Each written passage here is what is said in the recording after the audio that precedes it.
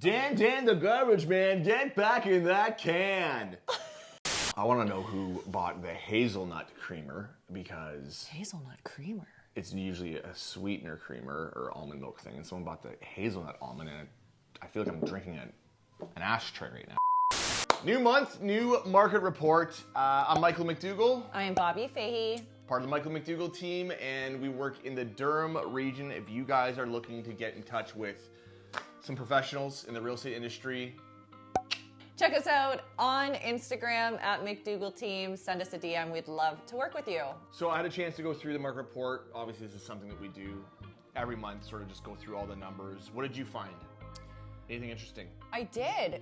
This was the first time that we had a pretty major increase in value month over month. So we were sitting at 4.5% increase from February to March. So in the entire Durham region, there's only 810 listings as we speak today. That's going to change obviously every single day, but out of those 810, when you're looking at entry-level homes, you look at condos, townhomes, there's only 93 townhomes right now for sale. And when I was doing the numbers just on the affordability side for first-time buyers, there's only 5 of those townhomes that are listed to the $600,000 mark. So Yeah. most people are having to spend a lot more than that. Even those homes that are listed at 600 are going to rise above that. So I really do feel like it's more of an affordability issue that is, causing right now just like these bid wars in that price range, more so than an inventory issue.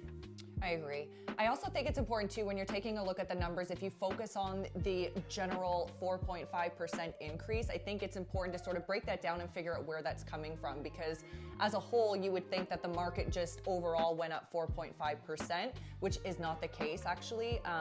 Ajax and Clarington are the 2 cities that actually lost value month over month. So Pickering is the top city. It had a $135,000 average increase in value. So that's largely where that 4.5% increase is coming from. But for people who are, more gravitated towards Clarington, they actually lost value month over month. So there are still opportunities out there.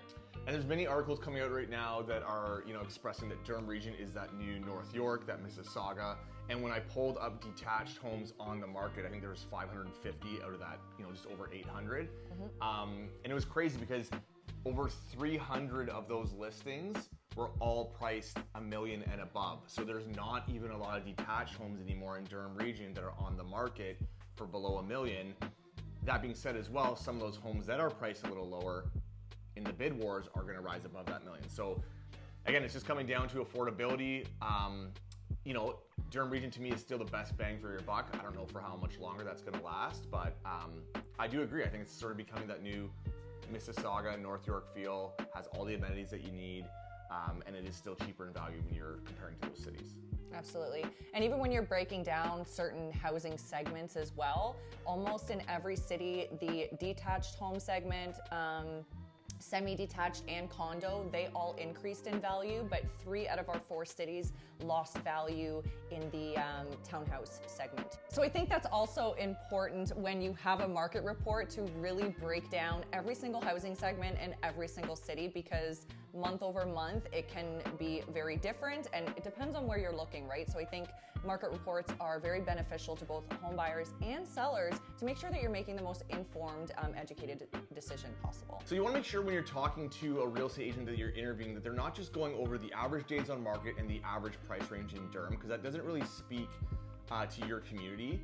I know when you were speaking at an event 2 weeks ago, the host asked the audience, when you're going over these type of numbers, because you were going really in depth with them, it was an audience full of realtors, and he said, like, who knows these numbers as well as Bobbi does? And I don't think a single person put up their hands. So when you are interviewing agents, it's really important that they understand, like, your community, how much is selling there, the days on market, the average price in your community. Pulling it from a whole Durham region doesn't really mean much to you. If you are an active buyer or seller, either now or in the coming months, send us a message. We would be happy to send you guys these monthly market reports so that you can start dissecting the information yourself, bouncing off ideas off of us about where the market is potentially going, so that we together can help you make an informed, educated decision on whether buying or selling is the right time for you. Looking forward to chatting with you guys. We will see you next week. Bye. Bye-bye.